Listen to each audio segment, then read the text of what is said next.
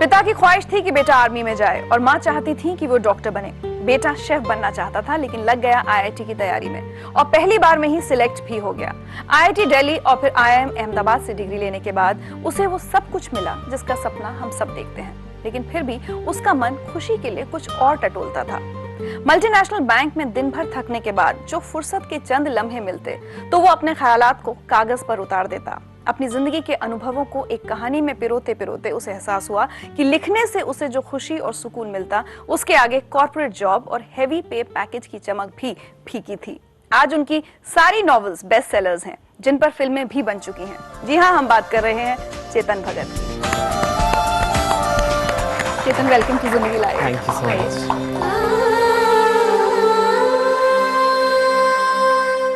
चेतन, कभी बचपन में सोचा था कि एक दिन लेखक भी बन सकते हैं? नहीं, ऐसा नहीं सोचा था, मुझे पता ही नहीं था लेखक करते क्या हैं। काफ़ी देर बाद पता लगा कि ये बुक्स जो हम पढ़ते हैं ये कोई एक जना लिखता है, और शायद कभी सोचा भी कि लिखेंगे, लेकिन ऐसा नहीं सोचा था कि प्रसिद्ध लेखक बन जाएंगे या ऐसे मशहूर लेखक बनेंगे। इनफैक्ट आप तो शेफ बनना चाहते थे जब छोटे थे, खाना बनाने का बहुत शौक अभी है भी। आपको? अच्छा, अभी भी शौक है, खाने का भी शौक है और बनाने का भी शौक है। अगर मैं बन जाता शेफ तो शायद एक अच्छा रेस्टोरेंट चला लेता शायद। हाँ। उधर देखिए, हर संडे को हमें ब्रेकफास्ट बना के खिलाता था और तरह तरह की सैंडविचेस और स्मूदीज़, और कुछ ना कुछ उसके मन में रहता था कि आज ये बनाऊंगा, आज टूटी फ्रूटी बनाने वाला हूँ आइसक्रीम में, और शेफ़ बनूंगा बड़े होके। आईआईटी में जाके भी उसने फर्स्ट ईयर में मस्ती की और उसकी वजह से 5.1 आया, उसका भी फ़ायदा ही हो गया। और आज तक वो अपने काम को बहुत ही ईमानदारी से करता है और मैं चाहती हूँ कि वो ज़िंदगी में बहुत आगे जाए और मैं जो जो उसकी इच्छाएं हैं वो सब पूरी हों। Thank you Chetan for everything which you have given me. Thank you. वाह, इतना आपने उनसे कैसे बुलवा लिया, मैं भी नहीं बुलवा पाता। अच्छा ये बताइए, बट पढ़ाई में आप शुरू से कैसे थे? पढ़ाई में ठीक था। हमेशा से ही मुझे इंडिया के एजुकेशन सिस्टम से प्रॉब्लम रही है, ये तो सब लोग जानते हैं। तो एक तरह से आई वुड से, जैसे अगर 50 लोगों की क्लास है तो विद इन 15 में मेरी रैंक होती थी। बट कई चीज़ों में टीचर्स कहते भी थे कि कई चीज़ों में तुम्हारी ग्रास्प बहुत अच्छी है और हमेशा जो है पढ़ाया जा रहा है उसके बाहर सोचते हो। इनफैक्ट जो रायन का कैरेक्टर है जो रैंचो बना बाद में, वो वहीं से आ रहा है कि एक ऐसा लड़का जो अगर इनोवेटिव है और नई चीजें सोचता है, उसको हमारा सिस्टम चांस नहीं देता। Illustrative hardbound paperback, jacketed, non-jacketed, with forward introduction, table of contents, index that are intended for the enlightenment, understanding, enrichment, enhancement and education of the human brain through sensory route of vision, sometimes touch. आपकी family ने एक बात और बताई कि बचपन में आपकी जो भी हरकतें थी उनको देखकर कभी लगा ही नहीं था कि कभी आईआईटी या आईआईएम अहमदाबाद ऐसा भी कुछ कर पाएंगे आप जिंदगी में। मुझे खुद नहीं लगता था, पर लाइक आई सेड मेरा एप्टीट्यूड था मैथ्स वगैरह के लिए, तो वो एंट्रेंस एग्जाम मेरे से हो जाते हैं, तो वो मैं लकी रहा कि मैं हो गया।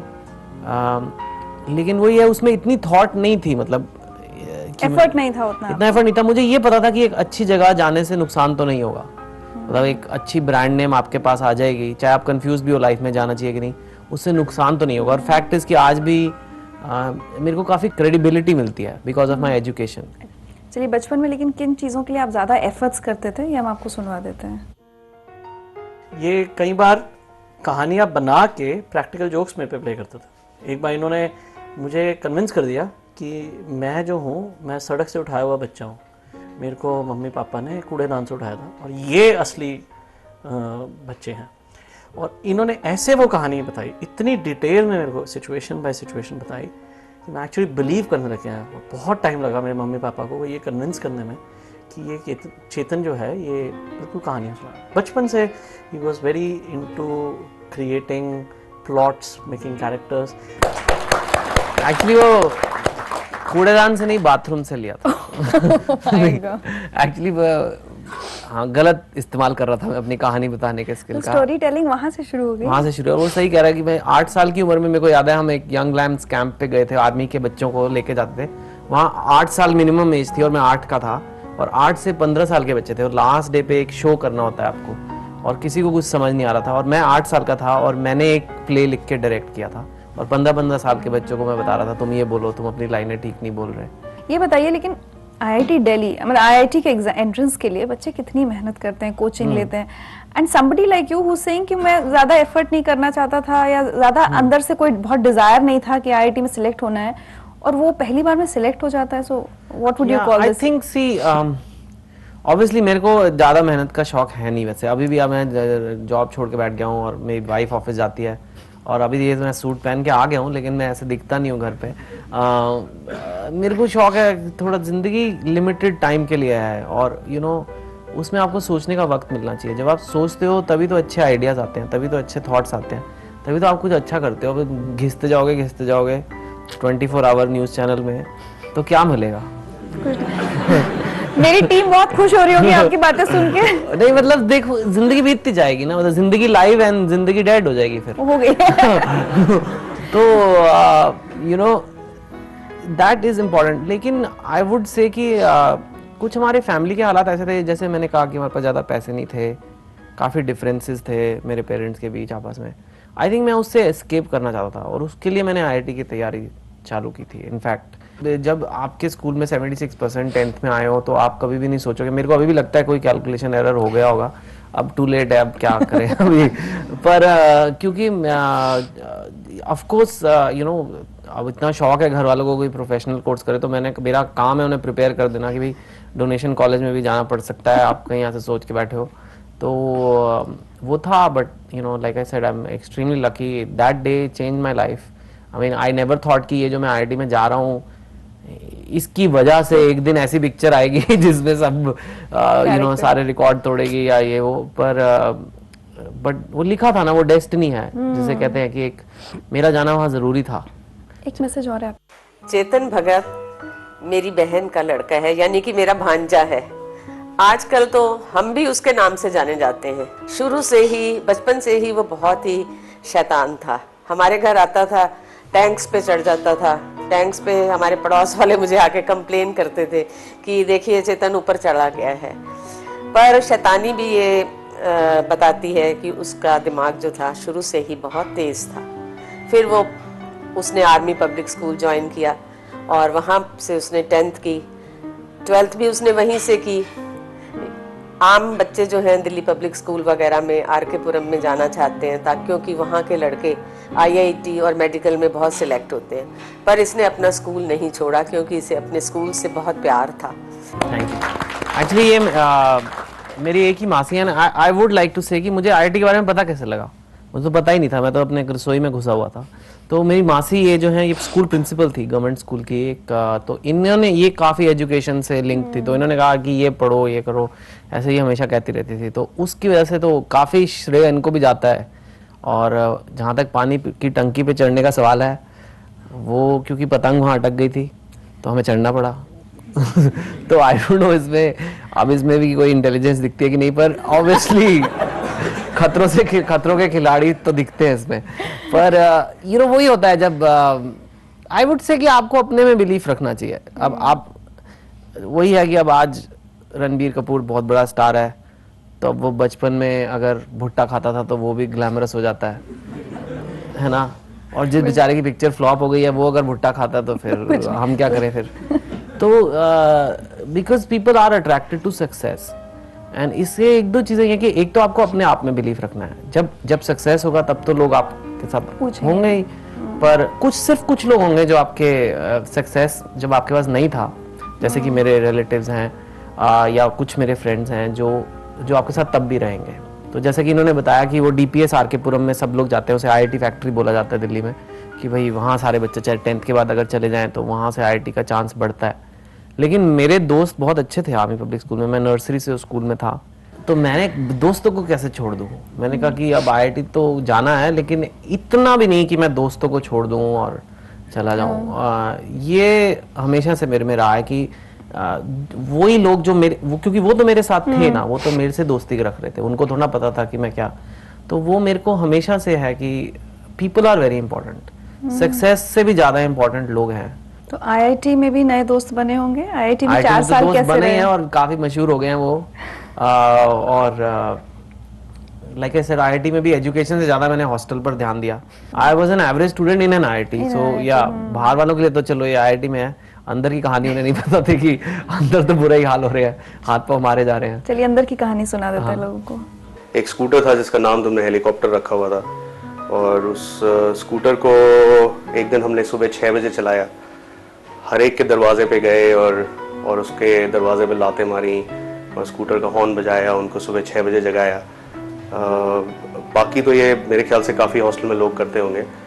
हमारे साथ सिर्फ फ़र्क ये था कि वो स्कूटर कुमाऊं हॉस्टल के 5वें फ्लोर पे चढ़ रहा था और उसको वहाँ बड़ी मुश्किल से चढ़ाया गया था, सारी सीढ़ियों के ऊपर. क्योंकि तुमने उसका नाम हेलीकॉप्टर रखा था तो सारी सीढ़ियों के ऊपर उसको हेलीकॉप्टर की तरह ही चढ़ाया जाता था. याद है तुम मेरे ख्याल से एक ही इलेक्शन के लिए खड़े हुए थे पूरे जिंदगी में, और वो नेचर सेकी का इलेक्शन था. नेचर सेकी भी नहीं, नेचर रैप का इलेक्शन था हॉस्टल के लिए. कौन खड़ा होता है उसके लिए? तुम खड़े हुए थे, पुनीत अग्रवाल खड़ा हुआ था, और तुम्हें अपने आप पे इतना भरोसा था कि you are this charming charismatic guy that you actually felt bad because Puneet would lose so badly and you actually voted for him. And do you remember what happened? What was the result of the election? You lost by 1 vote. तेरी अपनी vote ने तेरे को हराया था, एक तेरी vote ने. ये कहाँ से आप ढूंढ लाए इन लोगों को? एक्चुअली वो जो दूसरे मनु ने जो शर्ट पहनी वो मेरी शर्ट है. मुझे याद आया मेरी ब्लू शर्ट कहाँ गई, मैंने कहा इसने कैसे पहनी हुई है. तो ऑब्वियसली ये मेरे one of the closest friends थे. एंड इनका मैं जरूर कहूँगा, जैसे जो पहले आशुतोष जो आए, वो ही was definitely, I mean these are the kind of stud boys जिनसे वो रैंचो रायन इंस्पायर्ड है. एंड इनका बड़ा मैड सा कॉन्फिडेंस था. जब मेरी बुक बहुत बार रिजेक्ट भी हुई, इन्हें मैंने बताया कि मैंने एक बुक लिखी है, तो उन्होंने कहा तेरी बुक तो चलनी है, तू तो इतना ड्रामा है, तेरी तो बुक चलेगी. मैंने कहा यार वो तो छप ही नहीं रही है, वो 8-9 लोग मना कर चुके हैं, 1.5 साल हो गया. नहीं. फिर मैंने कहा जब आ रही है तो मैंने कहा चलो कोई आ रही है, तो उन्होंने कहा देखना ये बहुत चलेगी. तो आई डोंट नो ना उन्होंने बुक पढ़ी थी और ना कुछ था, पर उनको एक बिलीफ है मुझ में. They really have a very strange belief. अगर मैं उन्हें जाके बोल दूं मैं इंडिया का प्राइम मिनिस्टर बन सकता हूँ, बोलेंगे हाँ तुम तो बन सकते हो. हाँ बनेगा, ये बन गया, बस बन गया, उनके लिए तो बन गया. ऐसे फ्रेंड्स सबको मिल जाए, ऐसे फ्रेंड्स मिल जाए तो अच्छा है. ऐसे आई थिंक लाइफ में ओवर कॉन्फिडेंस बेटर है अंडर कॉन्फिडेंस से. आइडियली तो बिल्कुल सही बैलेंस होना चाहिए, पर वो हो नहीं पाता. तो बेटर है कि आप ऐसे लोग हो, हाँ जी सर आप तो कर लोगे. वो बिल्कुल वो दबंग पिक्चर में जो है ना सर फोटो, वो उस टाइप के हैं कि ओवर कॉन्फिडेंट कि चेतन तो करेगा. हालांकि उन्हें पता नहीं है, काफी मुश्किलें भी होती हैं, पर I wish them all the best also and I know they are doing well. इनको दोनों की शादी नहीं हुई, आप पता नहीं मेरे ऐसी दोस्तों को लेकर आए हो जिनकी शादी नहीं हुई है. तो अगर कोई अच्छी लड़की आपके ज़हन में, हम उस पे टिकर पे चला देंगे. हाँ, कि अगर ये दोनों बैचलर्स हैं, हालांकि इनके साथ रहना आसान नहीं है लेकिन इतने बुरे भी नहीं है. Contact at your own risk. हाँ मैं करा दूंगा, आपका नंबर दे देंगे, हम हाँ, फ्लैश कर बिल्कुल, देंगे. बिल्कुल.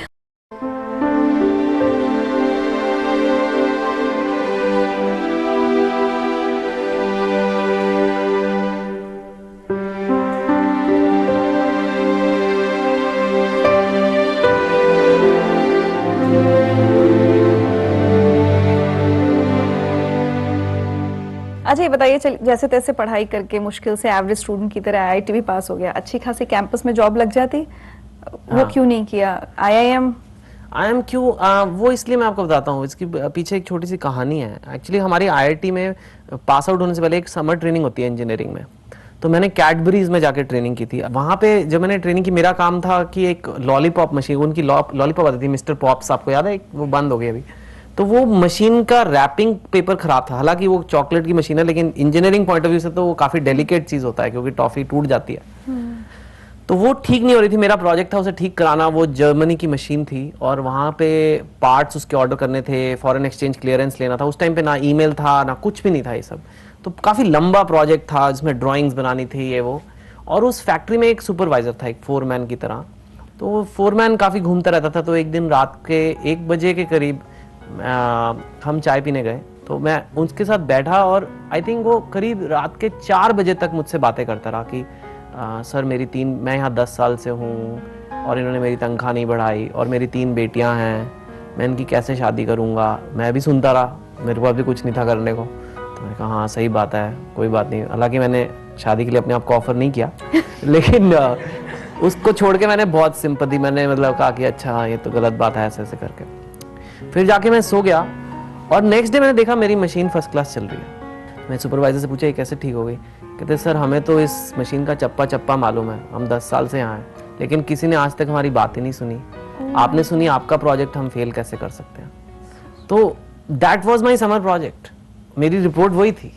यही मैंने IIT जाके जब प्रेजेंट करना होता है क्लास में, मैंने यही प्रेजेंट किया। मैंने चॉकलेट्स बांटी और मैंने कहा ये कहानी है, आप लोग ये मत भूलना कभी भी लाइफ में, आप जहाँ भी जाओ, किसी भी फैक्ट्री में जाओ।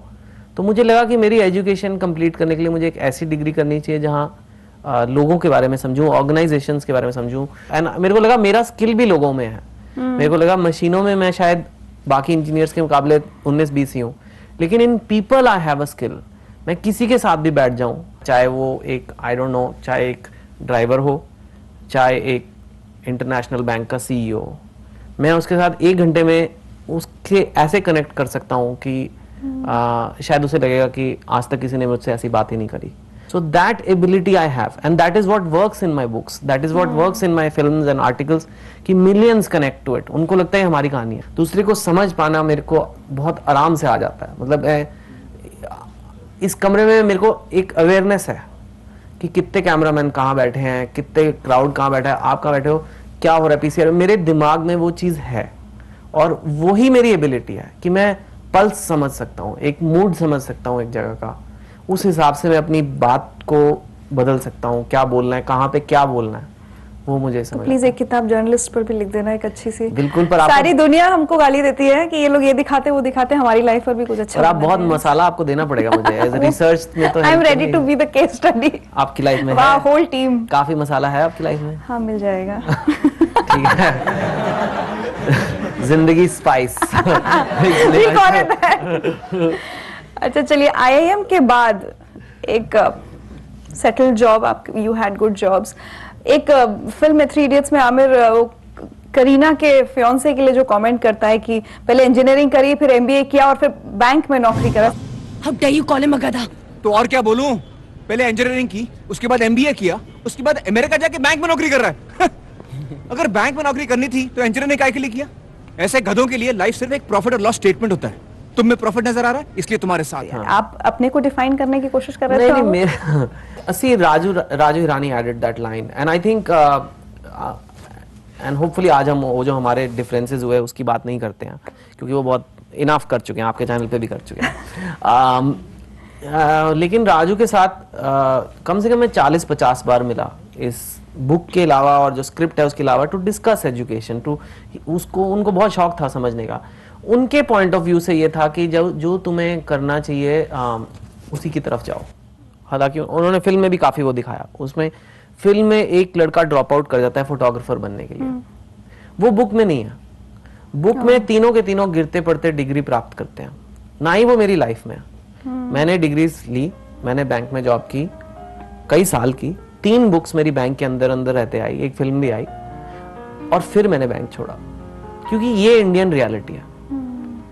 कहना फिल्म में तो बहुत अच्छा लगता है कि मैं हीरो हूँ, मैं तोड़ ताड़ के सब निकल जाऊंगा, असली जिंदगी। लेकिन ये एज अ राइटर जिसे मिलियंस ऑफ यूथ पढ़ता है, और नॉट ओनली पढ़ता है, कई बार काफी बच्चे लुक अप भी करते हैं कि चेतन जो कह रहे हैं हम सुने, शायद इससे हमारी लाइफ में हमें फायदा हो जाए, तो मैं इररिस्पॉन्सिबल चीज कैसे कह दूं। जब मिडिल क्लास से हम आते हैं तो बेसिक नीड्स पहले आती हैं, पैशन बाद में आता है। आपके पास खाना नहीं है तो थोड़ा आपको सिंगिंग का अगर शौक है, आपको गाने का मन करेगा, आपको तो खाने का मन करेगा। तो ये तो फैक्ट है। तो इसी तरीके से हम सबको एक अच्छा घर और एक एक अच्छी लाइफस्टाइल, एक थोड़ा बहुत अच्छा भी नहीं पर कम से कम एक बेसिक्स तो ठीक होने चाहिए ना, कि खाने के लाले ना पड़े, फिर आप अपने पैशन पे जा सकते हैं। तो इसके लिए अभी क्या करे एक मिडिल क्लास आदमी, उसे तो डिग्री लेनी ही पड़ेगी ना। मेरे हिसाब से आपको संभल के चलना चाहिए, ये मेरा व्यू है। अगर आपको फिर भी कूदना है तो आप कूद जाओ भाई, इसमें मैं कोई किसी को रोकने, मैं तो हमेशा कहता हूँ जो करना है करो, पर मैंने ऐसे किया है और मुझे लगता है ये बेटर वे है। आज मैंने अपना घर लेके अपनी सेविंग्स करके छोड़ा है, ताकि कोई मेरी राइटिंग को खरीद नहीं सकता। अगर मेरा कुछ लिखने का मन होता है तो मैं करता हूँ, अगर नहीं होता पैसे है की जरूरत पैसे के लिए नहीं करता हूँ। पैसे का मुझे वो शौक चला गया अभी। जिंदगी लाइव में आज हमारे साथ हैं चेतन भगत, जिन्होंने आईआईटी और आईआईएम जैसे इंस्टीट्यूट से पढ़ाई तो की, लेकिन आज हम और आप उन्हें जानते हैं उनके पैशन, उनके लेखन की वजह से। हालांकि मुझे लगता है किसी ने सोचा नहीं था कि आईआईटी और आईआईएम करने के बाद आप ऑथर बनेंगे। एक मैसेज है आपके लिए। Still remember the time when Rekha aunty used to tell us that you're planning to quit the job. Of course, it was very difficult for you, but the passion, the writer within you made you do it, and finally you quit your job. It was of course tough, but you've done it, and the writer is surviving over the banker. That's my cousin, and she's a doctor herself. You know, job मेरे को छोड़ना एक तो मेरे लिए है, पर हमारे देश के लिए अच्छा है, क्योंकि बहुत से बच्चों ने देखा कि इसने किया। एक मिडिल क्लास का बच्चा आया जो कहीं से भी आया। आज मेरा नाम चेतन भगत लोगों को पता है, लेकिन 6-7 साल पहले ही तो किसी को पता नहीं था, बुक भी नहीं कोई छाप रहा था। लेकिन सिर्फ अपने थॉट्स से, सिर्फ अपनी सोच से कोई ऐसे कर सकता है कि टाइम मैगजीन के 100 मोस्ट इन्फ्लुएंशियल पीपल में आप आ जाओ। मुझे भी कई बार शॉकिंग लगता है, लेकिन मेरे को लगता है कि अगर ये होने लग रहा है इंडिया में तो हमारे देश के लिए अच्छा है। और बहुत सारे बच्चे जो छोटे छोटे शहरों में हैं वो देखते हैं और बोलते हैं यार ये इसने किया तो हम कुछ तो कर ही सकते हैं लाइफ में। इंडिया के यूथ ने मुझे बनाया, तभी आप लोगों ने मुझे बुलाया है। उनको मैं नहीं भूलना चाहता। अगर मेरे शोर मचाने से एजुकेशन सिस्टम इम्प्रूव हो जाए तो इनका फायदा होगा, तो यही मेरा सपना है। Chetan, so how did writing happen? Writing happen because like I said, मैं बैंक में नौकरी करता था और एक तरह से मुझे सब कुछ मिल गया था कि जैसे आईआईटी, आईआईएम और बैंक में आपकी बाहर जॉब लग गई है, लेकिन समां वो खुशी थी नहीं जो मुझे लोग एक्सपेक्ट कर रहे थे कि मुझे जितना खुश होना चाहिए मैं उतना था नहीं। सैलरी अच्छी थी, अब्रॉड थे, सब कुछ था, लेकिन मुझे लगा कि यार मज़ा नहीं आ रहा। ऊपर से मेरा एक बॉस काफ़ी ख़राब मेरे लाइफ में आ गया था। उससे आप, आई डोंट नो अगर आपका कभी ख़राब बॉस हुआ। आईबीएन में तो सारे अच्छे ही होते हैं। No comment. अरे आप नहीं, my team can say that they have a bad boss. हाँ, नहीं, आप तो बहुत अच्छे हैं। हमें क्या पता, ठीक है, हमें क्या पता, बाद में वो पीछे हंटर रखा है। तो लाइक मेरे को लगा कि ये क्या है मेरी जिंदगी, एक गंदा सा आदमी मेरी लाइफ कंट्रोल कर रहा है और मैंने इतनी पढ़ाई लिखाई की है।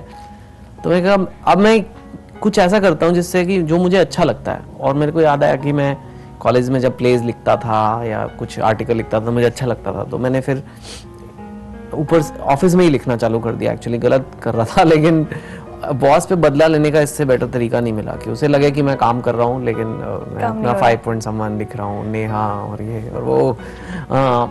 एंड इस तरीके से शुरुआत हुई। और उसके बाद जब बुक लिखी तब भी यही था कि ये छप जाए बस।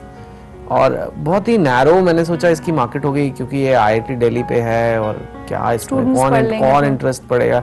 बट एंड वही पब्लिशर्स भी सोच रहे थे कि ऐसी इंग्लिश नॉवेल्स तो होती नहीं, नॉर्मली दे आर ऑल जो यूके में अवार्ड्स जीतती हैं ऐसी वाली। तो उन्होंने भी कहा ये क्या बुक है, काफ़ी देर उन्हें भी लगी समझने में। तो ऐसे करके शुरुआत हुई। फिर धीरे धीरे 1 साल के अंदर, आई थिंक 1 साल लगा, उसके बाद बुक थोड़ी पॉपुलर हुई। जैसे आपका शो जिंदगी लाइव शुरू में रहा, फिर उसके बाद धीरे धीरे लोगों ने नोटिस किया और फिर एक लॉयल रीडरशिप सी बनी। फिर उसके बाद मैंने कहा कि चलिए ये तो आईआईटी के नाम पे शायद चल गई बुक, अगर मेरे में सच्ची में राइटिंग एबिलिटी है, मेरे को एक अलग दुनिया के बारे में लिखना चाहिए। तो मैंने कॉल सेंटर्स के बारे में लिखा जो उस टाइम पे थे काफ़ी। तो मैंने उसके बारे में लिखा। फिर उसके बाद मैंने कहा कि चलिए एक अभी मैंने काफ़ी अर्बन टॉपिक्स पे लिखा है। आईआईटी और कॉल सेंटर ये भी बड़े मेट्रो टॉपिक्स हैं, क्योंकि मैं ऐसे लोगों के बारे में लिखा हूँ जिन्होंने कॉलेज भी नहीं करा है। तो 12th पास बच्चे जिन्होंने एक दुकान खोली, उस पर मैंने 3 मिस्टेक्स लिखी। ऐसे करके जर्नी की। और जब 3 मिस्टेक्स लिखी तो बहुत डार्क बुक हो गई, उसमें गोधरा था ये वो। मैंने कहा एक लाइट बुक लिखनी चाहिए और लव स्टोरी लिखनी चाहिए, क्योंकि सब लोग इंडिया में लव स्टोरीज इतना पसंद करते हैं। मैंने कहा चलिए एक बार मैं भी दिखा देता हूँ कि मैं कैसे लव स्टोरी लिख सकता हूँ। तो फिर मैंने 2 स्टेट्स लिखी। तो ऐसे करके राइटिंग की जर्नी बनी। Somebody wants to tell us about your journey. Actually अगर मैं ऑनेस्ट हूँ तो फिर मुझे कहना पड़ेगा कि मिक्स्ड ही था। जैसे उनकी मम्मी थी तो वो पहले से ही बहुत ही सपोर्टिव थी। मेरा इनिशियली मुझे भी लगा था कि ऐसे कैसे, मतलब आप राइटिंग बिल्कुल ही अनरिलेटेड फील्ड में जा सकते हो और बड़ी अनसर्टन सी फील्ड है, तो I was quite unsure about it. वो खुद ही अनश्योर थे पहले, और हमारे जो बाकी फ्रेंड्स थे, उस वक्त हम बाहर थे इंडिया से, वो सब बिल्कुल ही बैंकिंग में थे, तो उनको भी लगता था कि किसी और ने ऐसे किया नहीं था, तो उनको लगता था ये तो मतलब चेतन थोड़े पागल ही हैं जो ये सोच रहे हैं। पर आई थिंक जैसे टाइम चला बीतता गया तो चेतन को लग रहा था कि मतलब उनका दिल, बेशक वो बैंकिंग की नौकरी अच्छे से कर सकते थे पर उनका दिल उसमें नहीं था और जो रुचि थी वो बैंकिंग में नहीं थी। तो बट काफ़ी प्रैक्टिकल वे में मुझे लगता है उन्होंने डिसाइड किया कि मैं थोड़ा अपना फाइनेंशियल स्टेबिलिटी भी कर लेता हूँ जो बैंकिंग में होता है, और उसके बाद उस स्टेबिलिटी से मुझे आज़ादी मिलेगी to follow my heart. I guess Anusha was my classmate, जो अब अनुषा भी मेरी लाइफ में जो भी है सबको मैंने यूज़ कर लिया 2 स्टेट्स में, वहाँ से इंस्पिरेशन है। एंड जैसे कि वो कह रही है कि लोग पागल ही मानते थे क्योंकि जो मेरी जॉब थी investment banking abroad, you have a lot of money. I mean, you know, and I was eligible for a BMW. I was going to New York every month. So were there sleepless nights in deciding कि अब नौकरी नहीं करनी? It was tough because like I said, जिस industry में मैं हूँ अब राइटिंग की, अनसर्टन है, लोगों के ऊपर डिपेंडेंट है।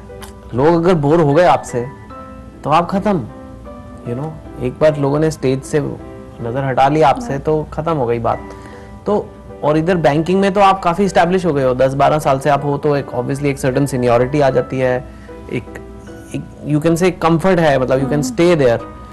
तो पर पागल हैं, पागलपन है, और जब वर्कआउट कर जाता है तो लोगों को वो पागलपन भी क्यूट अच्छा लगता है, और जब नहीं वर्कआउट करता तो फिर है। तो जिन लोगों को ऐसी कोई चीज करनी है उनको एक चीज का ध्यान देना है कि बाहर से ज्यादा अपने अंदर का सुनो, बिकॉज बाहर का वो बदलता रहेगा। अगर मेरे को परसेप्शन बदलता रहता है। मेरे को याद है जब हेलो फिल्म नहीं चली थी, लोगों का फिल्में नहीं कर पाएगा, बुक्स तक ठीक है, बुक्स अलग चीज है, फिल्म अलग चीज होती है। इसकी कहानी जो है वो बुक्स वाली ऑडियंस के लिए है, वो फिल्म में कैसे हिंदी फिल्मों में, और फिर उसके बाद 3 इडियट्स आ गई। तो ये तो बाहर का परसेप्शन बहुत फिकल है, बहुत ही बदलता रहता है, लेकिन आपको अंदर से मानना है कि आप अंदर से रेडी हो वो चीज करने के लिए कि नहीं।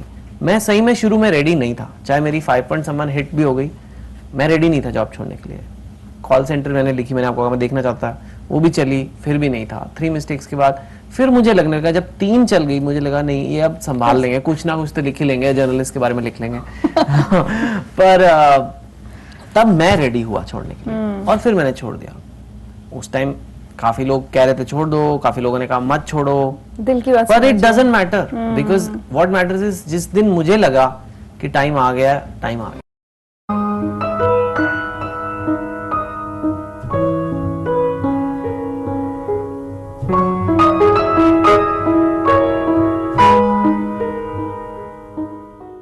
Hi Chetan, do you remember that the first time we met was at the Delhi airport and I came to welcome you at the time of the release of 5.Someone, and I gave you a flower bouquet, and the first 2 questions you asked me were what's your age and why are you giving me flower bouquets? And after that we went for a book promotion tour to the bookshops, and people asked us what the book is about. Some people liked the book, some were not very sure about it. And I'm glad that the people who weren't sure today have loved the book, and it's selling not by just numbers but by volumes that are unprecedented in Indian publishing. So congratulations for that. Thank you. This is Kapish Mehra. He was only 19 when 5.Someone came out. He was just, father was there, and 5.Someone में was his first test कि आप आइए और करिए। और वो 19 year old और मैं बैंक से आया हुआ राइटर, हमें कुछ पता नहीं कि क्या होना है, और हम बुक शॉप जा रहे हैं और बुक शॉप वाले हमें डांट लगा रहे हैं, ये क्या बुक आपने लिख रही है, समझ नहीं आ रहा, नाम क्या है ये 5. तो वैसे कोई नाम ही नहीं है बुक का, टेक्स्ट बुक है, क्या है IIT। तो लेकिन हम गिरते पड़ते संभले, और वो जो उसने मुझे बुके दिया शायद पहला बुके था, आई गेस शादी में किसी ने एक आध दिया हो तो अलग बात है, लेकिन वो पहला बुके था मेरी लाइफ का जो आया। मैंने कहा अरे वाह, बुके मिलता है बुक लिखने पे। एक मैसेज और है। I am very proud to be associated with Chetan, and you see, what I really like about him is his phenomenal rise in such a short period of time. There are so many authors in India, but he has really made it big. what I feel about is that he has a brilliant sense of humor and a very good insight into things. Recently he has been writing about various political issues, and he's been writing editorials.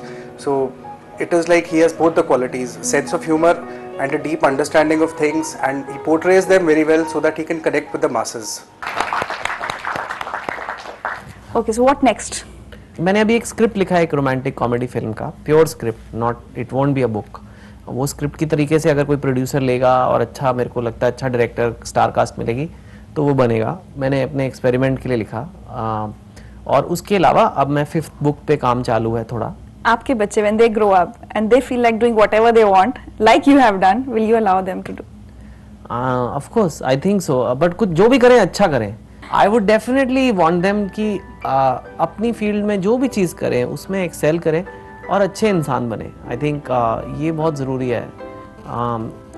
Success ज़रूरी है, life में ज़रूरी है, लेकिन मेरे लिए अच्छे इंसान होना, आपके पास अच्छे रिलेशनशिप्स होना, अच्छे दोस्त होना, वो मैं उसको ज़्यादा ऊंचा मानता हूँ. सक्सेस आता जाता रहता है, उससे कोई फ़र्क नहीं पड़ता है. कोई भी आदमी मरते वक्त ये थोड़ा याद करता है कि मैंने उस दिन ऑफिस की डील कर दी थी. ये तो कोई भी नहीं याद करता ना. और एक दिन तो हम सब ने उस एंड में पहुंचना है. तो जिस चीज़ को आप एंड में याद रखोगे वही चीज़ पे ध्यान दो ना. दुनिया की सुनो, लेकिन जो अपनी आवाज़ है ना उस पे वो भी एक चैनल रहना चाहिए आप में, कि कभी ना कभी दिन में 10 मिनट उस चैनल पर भी जाओ और बाकी टाइम IBN 7 देखो और कुछ नहीं देखो. जिंदगी लाइफ की तरफ से आपके लिए एक छोटी सी गिफ्ट है.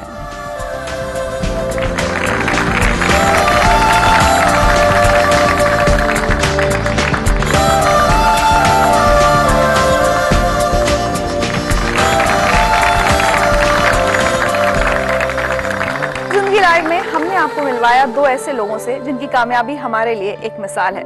लेकिन हमारा ये सफर आज यहाँ खत्म नहीं हो रहा है. अगले हफ्ते हम आपकी मुलाकात करवाएंगे कुछ और ऐसे लोगों से जिन्होंने दिमाग के बजाय दिल की सुनी, जिनकी जिंदगी का मकसद सिर्फ एक नौकरी करना नहीं था बल्कि जिंदगी को भरपूर जीना था, जिन्होंने अपने शौक को पूरा करने के लिए जिंदगी का सबसे बड़ा जुआ खेलने की हिम्मत दिखाई, जिन्होंने अपने फैसलों, अपने हुनर और अपनी जिद से बनाया अपनी जिंदगी को लाइव.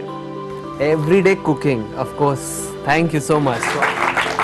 ये ऐसा पहली बार होगा कि किसी आदमी की वाइफ ऑफिस में है और उसके हस्बैंड को कुक दी जा रही है. जब तक मेरी वाइफ घर पे आएगी मैं आज शाम को कुछ बना के रखूंगा, कुछ स्पेशल. ठीक है, यही मेरे जीवन का अर्थ है. आप कुछ बता नहीं रहे, आप कुछ छुपा रही हैं मुझसे.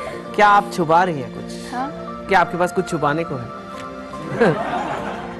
क्या आपके जीवन में प्रेम है, आप कहेंगे कि नहीं? क्या मैं सुना नहीं, ऊंचा सुनती हूँ. आपको प्यार मिला जिंदगी में? अब आपको पता लगा कैसा लगता है इंटरव्यू करते हैं. हाँ, आप बता रही थी कुछ नहीं. रोलिंग.